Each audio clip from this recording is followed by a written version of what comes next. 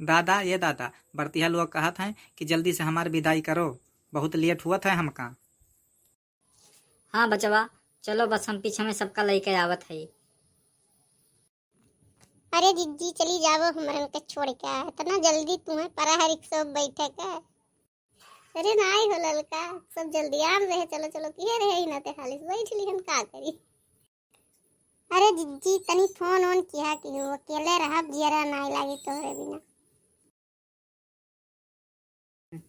जिज्जी जियरा तो नाई लागी अब तोहरे बिना, बगिया उगिया में घूमा जात रहा, संगरी चकल्लस करा जात रहा खेते बाड़ी में जाए का।